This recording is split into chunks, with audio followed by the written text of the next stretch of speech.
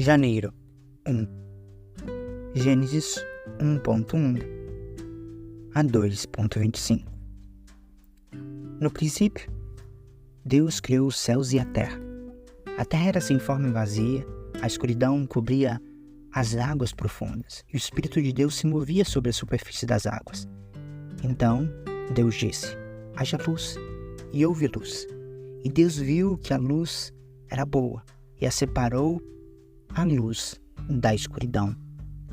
Deus chamou a luz de dia e a escuridão de noite.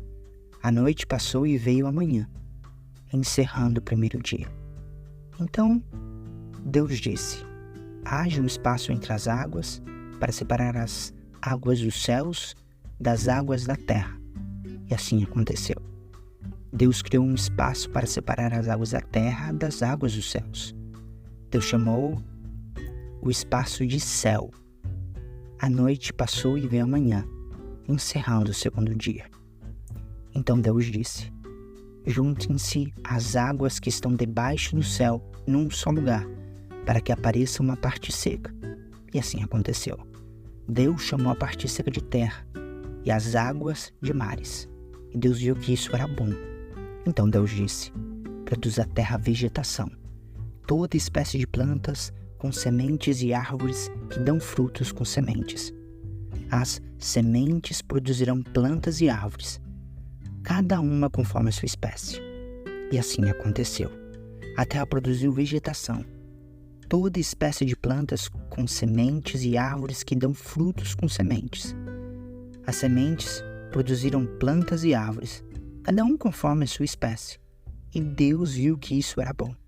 A noite passou e veio a manhã, encerrando o terceiro dia.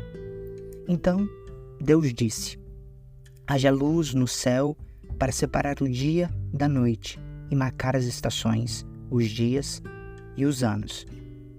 Que essas luzes brilhem no céu para iluminar a terra.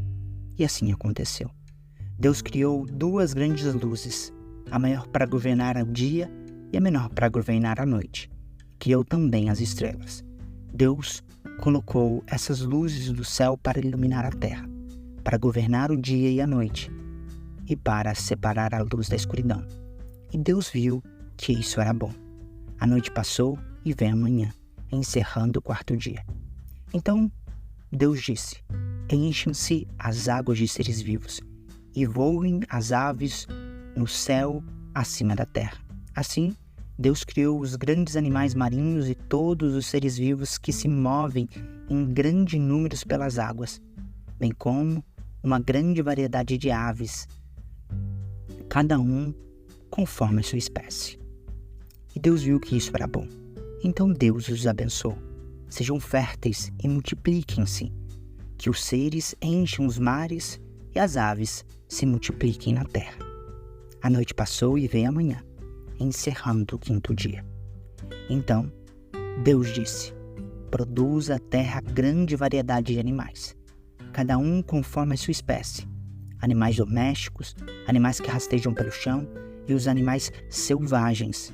E assim aconteceu. Deus criou grande variedade de animais selvagens, animais domésticos e animais que rastejam pelo chão, cada um conforme a sua espécie. E Deus viu que isso era bom. Então Deus disse: façamos o ser humano à nossa imagem. Ele será semelhante a nós, dominará sobre os peixes do mar, sobre as aves do céu, sobre os animais domésticos, sobre todos os animais selvagens da terra, e sobre os animais que rastejam pelo chão. Assim, Deus criou os seres humanos, à sua própria imagem. A imagem de Deus os criou, homem e mulher os criou. Então Deus os abençoou e disse: sejam férteis e multipliquem-se. Então enchem e governem a terra. Dominem sobre os peixes do mar, sobre as aves do céu e sobre todos os animais que rastejam pelo chão. Então Deus disse: vejam, eu lhes dou todas as plantas com sementes em toda a terra e todas as árvores frutíferas para que eles sirvam de alimento. E dou todas as plantas verdes como alimento a todos os seres vivos, os animais selvagens, as aves do céu e os animais que rastejam pelo chão. E assim aconteceu. Então Deus olhou para tudo o que havia feito, e viu que era muito bom. A noite passou e veio a manhã, encerrando o sexto dia. Desse modo, completou-se a criação dos céus e da terra, e de tudo o que nelas há. No sétimo dia, Deus havia terminado sua obra de criação e descansou de todo o seu trabalho. Deus abençoou o sétimo dia e declarou santo, pois foi o dia em que ele descansou de toda a sua obra da criação. Esse é o relato da criação dos céus e da terra. Quando o Senhor Deus criou a terra e os céus, nenhuma planta silvestre nem grão havia brotado na terra, pois o Senhor Deus ainda não tinha mandado chuva para regar a terra, e não havia quem o cultivasse. Mas do solo brotava água, que regava toda a terra. Então o Senhor Deus formou o homem do pó da terra, soprou o fôlego da vida em suas narinas, e o homem se tornou ser vivo. O Senhor Deus plantou um jardim no Éden, para os lados do leste, e ali colocou o homem que havia criado. O Senhor Deus fez brotar do solo árvores de todas as espécies, árvores lindas, que produziam frutos deliciosos. No meio do jardim, colocou a árvore da vida e a árvore do conhecimento do bem e do mal. Da terra do Éden, nascia um rio que regava o jardim e depois dividia em 4 braços. O primeiro braço, chamado Pisson, rodeava toda a terra de Havilá, onde existe ouro. O ouro dessa terra é de grande pureza. Lá também há resina aromática e pedra de ônix. O segundo braço, chamado Gion, rodeava toda a terra de Cush. O terceiro braço, chamado Tigre, corria para o leste da terra de Assíria. O quarto braço era chamado de Eufrates. O Senhor colocou o homem no jardim do Éden para cultivá-lo e tornar conta dele. Mas o Senhor Deus lhe ordenou: coma à vontade dos frutos de todas as árvores do jardim, exceto da árvore do conhecimento do bem e do mal. Se você comer deste fruto, com certeza morrerá. O Senhor disse: não é bom que o homem esteja sozinho. Farei alguém que o ajude e o complete. O Senhor Deus formou da terra todos os animais selvagens e todas as aves do céu. Trouxe-os ao homem para ver como os chamaria. E o homem escolheu um nome para cada um deles. Deu nome a todos os animais domésticos, a todas as aves do céu e a todos os animais selvagens. O homem, porém, continuava sem alguém que o ajudasse e completasse. Então o Senhor Deus o fez cair num sono profundo. Enquanto o homem dormia, tirou dele uma das costelas e fechou o espaço que ela ocupava. Dessa costela, o Senhor Deus fez uma mulher e a trouxe ao homem. Finalmente, exclamou o homem: esta é o osso dos meus ossos, é a carne da minha carne. Será chamada mulher, porque foi tirada do homem. Por isso, o homem deixa o pai e a mãe e se une à sua mulher, e os dois se tornam um só. O homem e a mulher estavam nus, mas não sentiam vergonha. Mateus 1.1 a 2.12. Este é o registro dos antepassados de Jesus Cristo, descendente de Davi e Abraão. Abraão gerou Isaque, Isaque gerou Jacó, Jacó gerou Judá e seus irmãos. Judá gerou Pérez e Zera, cuja mãe foi Tamar. Pérez gerou Esrom, Esrom gerou Ram, Ram gerou Aminadab, Aminadab gerou Naasson, Naasson gerou Salmão, Salmão gerou Boaz, cuja mãe foi Raabe. Boaz gerou Obed, cuja mãe foi Ruth. Obed gerou Jessé, Jessé gerou o rei Davi. Davi gerou Salomão, cuja mãe foi Betseba, viúva de Urias. Salomão gerou Roboão, Roboão gerou Abias, Abias gerou Asa, Asa gerou Josafá, Josafá gerou Jeorão, Jeorão gerou Uzias, Uzias gerou Jotão, Jotão gerou Acás, Acás gerou Ezequias, Ezequias gerou Manassés, Manassés gerou Amon, Amon gerou Josias, Josias gerou Joaquim e seus irmãos nascidos no tempo de exílio na Babilônia. Depois do exílio na Babilônia, Joaquim gerou Salatiel. Salatiel gerou Zorobabel. Zorobabel gerou Abiúde. Abiúde gerou Eliaquim. Eliaquim gerou Azor. Azor gerou Sodac. Sodac gerou Aquim. Aquim gerou Eliúde. Eliúde gerou Eleazar. Eleazar gerou Matã. Matã gerou Jacó. Jacó gerou José, marido de Maria. Maria deu à luz a Jesus, que é chamado Cristo.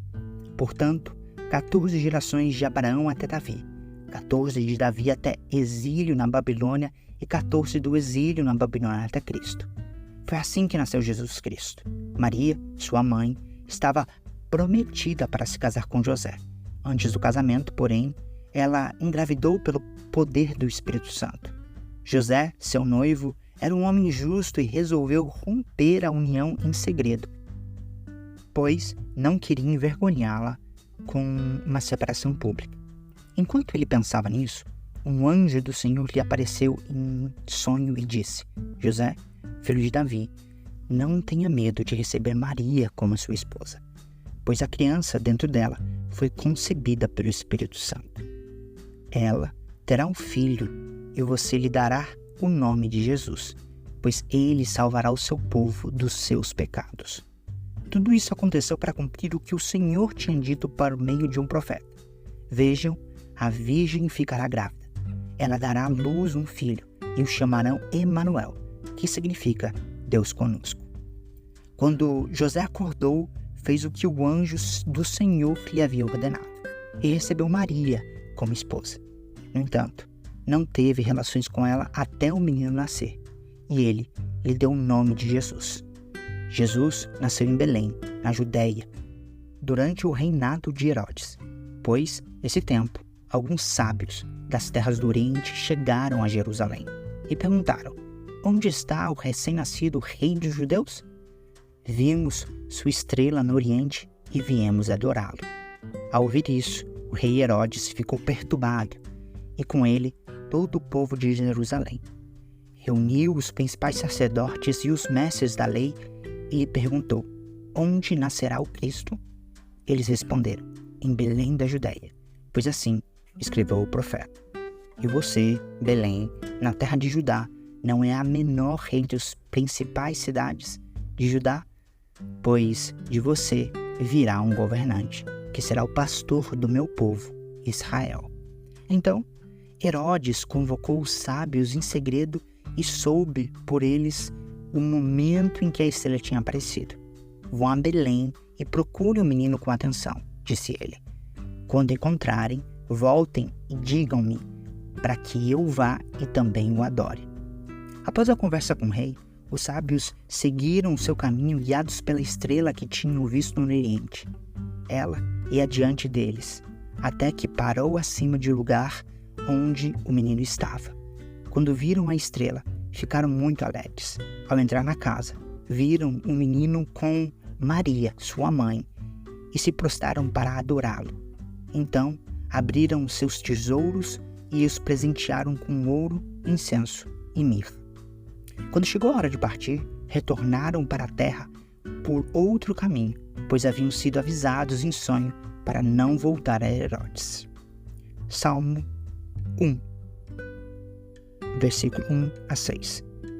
Feliz é aquele que não segue o conselho dos perversos, não se detém no caminho dos pecadores, nem se junta à roda dos zombadores. Pelo contrário, tem prazer na lei do Senhor, e nele medita dia e noite. Ele é como árvore plantada à margem do rio, que dá seu fruto no tempo certo. Suas flores nunca murcham, e ela prospera em tudo que faz. O mesmo não acontece com os perversos. São como palha levada pelo vento. Serão condenados quando vier o juízo. Os pecadores não terão lugar entre os justos, pois o Senhor guarda o caminho dos justos, mas o caminho dos perversos leva à destruição. Provérbios 1, de 1 a 6. Estes são os provérbios de Salomão, filho de Davi, rei de Israel. Sua finalidade é ensinar sabedoria, a disciplina às pessoas e ajudá-las a compreender as instruções dos sábios. Sua finalidade é ensinar-lhes uma vida disciplinada e bem-sucedida e ajudá-las a fazer o que é certo, justo e imparcial. Estes provérbios darão juízo aos ingênuos e conhecimento e discernimento aos jovens. O sábio que os ouvir se tornará ainda mais sábio. Quem tem entendimento receberá orientação. Ao examinar o significado desses provérbios e parábolas, das palavras dos sábios e seus enigmas.